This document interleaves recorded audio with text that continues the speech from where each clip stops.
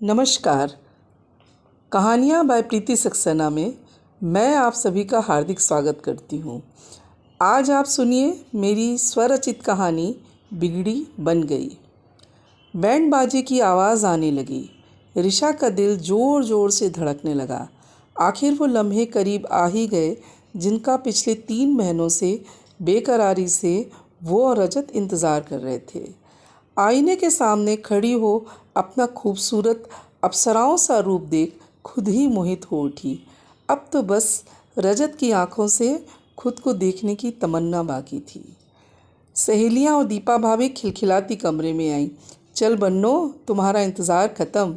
आ गए तुम्हारे सपनों के राजकुमार तुम्हें लेने। सच बिल्कुल फिल्मी हीरो की तरह दिख रहे हैं रजत, भाभी ऋषा को छेड़ते हुए बोली। ऋषा की आंखों में लाज के डोरे तैर आए। न जाने कब से इस रात का इंतज़ार किया है उसने और रजत ने। आज वो दोनों एक अनोखे बंधन में बंधने वाले हैं, जन्मों जन्मों के लिए। अचानक चुटकी की आवाज़ सुनकर वो सपनों की दुनिया से वास्तविकता के धरातल पर लौट आई। भाभी उसे सहारा देते हुए ले चली, जहाँ उसका साजन, उसका प्यार, उसका बेसब्री से बाट जो रहा था। दिल ज़ोर ज़ोर से धड़कने लगा, सांसें तेज होने लगीं। एक दुल्हन के रूप में देख रजत कैसे अपनी भावनाओं को बता पाएगा, शायद निगाहों ही निगाहों में सोच शर्मा गई ऋषा। छोटे छोटे कदम धरती, भारी भरकम लहंगे को संभालती पहुंच ही गई रजत के पार्श्व में। कितना अलग अनोखा महसूस होता है किसी की वामांग बनना। एक पूर्णता का एहसास करा जाता है वो पल जिसके सपने प्रायः हर लड़की देखती है। वरमाला आ गई। धीरे से नज़र उठाकर रजत की ओर देखा। अपलक अपनी ओर देखता पा गोरे गाल आरक्त हो गए। नजरें लाज का बोझ उठा न सकी और झुकती चली गई। माला पहना दी अपने मनमीत को। रजत ने भी आहिस्ता से वरमाला उसके नाजुक गले में डाल दी। तालियों का जोरदार शोर उठा। घर वालों के चेहरे पर असीम आनंद की लहर छा गई। रात में फेरे हुए 7 वचन, 7 जन्मों के बंधन के साथ रजत के हाथों मंगलसूत्र पहन उसके हाथों से भरी अपनी सुर्ख सिंदूरी मांग राशि हमेशा के लिए रजत की हो गई। चारों ओर से फूलों की बारिश नव दंपति को उनके सुखद दाम्पत्य जीवन के प्रवेश की शुभकामनाएं दे रहे थे। विदाई हुई। माता पिता, भाई भाभी, सखियां सभी से गले लगकर रोती ऋषा चली अपनी पिया की नगरी, जहां उसका एक और परिवार प्रतीक्षा कर रहा था। ससुराल पहुंच ढेरों रस्मों रिवाज पूरा करती ऋषा एक नए बंधन में बंधी पूर्व नियोजित प्रोग्राम के हिसाब से कश्मीर भ्रमण को निकली। खूब घूमे, एक दूसरे को काफ़ी हद तक जाना भी। आज रजत के साथ मुंबई जा रही है। उसकी कार्यस्थली, एक और रोमांच, अकेलेपन का एहसास, कोई नहीं बस हम दोनों। सतरंगी ख्वाबों में डूबी मुंबई पहुंच गई। अब नई नवेली दुल्हन से एक जिम्मेदार गृहस्थन बनने के सफ़र की शुरुआत होने वाली थी। कुछ दिन लगे घर सेट करने में, अपने मन के मुताबिक जमाने में निकल गए। फिर शुरू हुई रजत की महानगर वाली व्यस्तता। ऋषा बोर होने लगी। ज़्यादा टीवी देखने की आदत नहीं, आसपास कोई मतलब रखता नहीं, घर के कामों की आदत थी नहीं।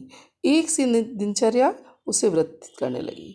शनिवार इतवार की छुट्टियां ही रजत के हाथ में आती। उन्हीं दिनों में उसे अपने पेंडिंग काम निपटाने रहते, साथ ही ऋषा को शॉपिंग, डिनर, मूवी भी ले जाना रहता। कुछ माह बीतते बीतते दोनों एक दूसरे पर खींचने लगे, झल्लाने लगे। पहले तो कम, फिर झगड़े रफ्तार पकड़ने लगे। एक दूसरे पर दोषारोपण शुरू हो गया। पहले जैसे प्यार की गर्माहट ही ना रही। एक दिन ऋषा ने कह ही दिया, मेरा दम सा घुट रहा है रजत, मैं अब यहाँ नहीं रहना चाहती, मुझे मम्मी के पास जाना है। ठीक है, मैं टिकट बुक कर दूँगा। ऋषा को लगा था रजत उसे रोकेगा, मनाएगा, पर रो पड़ी वो। मम्मी के पास पहुँच गई। कुछ दिन तो बड़ा अच्छा सा लगा, आज़ादी का एहसास हुआ। फिर उसने महसूस किया सभी तो एक बंधी बधाई ज़िंदगी जीते हैं, कभी कुछ परिवर्तन के बाद एक ही दिनचर्या है सभी की, फिर भी सब खुश और निश्चिंत दिखाई देते हैं। फिर मैं ही तालमेल क्यों ना बैठा पाई। कितना प्यार करते हैं रजत मुझसे, कभी किसी बात के लिए मना भी तो नहीं किया, झट से मेरी हर फरमाइश पूरी कर देते थे। इधर रजत भी बहुत दुखी था। घर आने का दिल ही नहीं करता। हर जगह रिशा ही दिखती। उसके बिना जीने की आदत ही नहीं रही। अपने आप को गुनहगार सा महसूस करने लगा। शायद मुझ में ही दोष है, अपनी रिशा को मैं खुश न रख सका। सुबह सुबह दरवाजे की घंटी बजी। रिशा, देखना बेटा, कौन है? हाँ मम्मी, देखती हूँ। ये क्या, रजत? आश्चर्य खुशी से मुंह खुला का खुला रह गया। रिशा, मुंह बंद कर लो, वरना मच्छर न अंदर चला जाए कहीं, रजत हंसते हुए बोला। रिशा खिलखिलाकर हंस पड़ी। रजत के हाथ से बैग ले लिया, हाथ पकड़कर घर के अंदर ले आई। अब याद आई हमारी। हाँ, जैसे रजत ने कहा, रिशा ने बनावटी रोने की एक्टिंग की। रजत ने अपनी बाहों में भर लिया। बस रिशा, अब और नहीं, मैं अपनी गलती सुधारूंगा। घर चलो, नहीं रह सकता तुम्हारे बिना। भीग गई आंखें रजत की। गलती मुझसे हुई रजत, तुम बहुत अच्छे हो। मैं ही तुम्हारी परेशानियां समझ न पाई और दोष तुम पर ही थोपती चली गई। अब ऐसा कुछ नहीं होगा, मैं सब ठीक करने की कोशिश करूंगी। मैं नहीं, हम। और दोनों हंस पड़े। पर्दे के उस पार मम्मी और पापा के चेहरे पर मुस्कान और संतोष का गहरा भाव। ईश्वर को नमन किया। आखिर बिगड़ी बन ही गई। नमस्कार।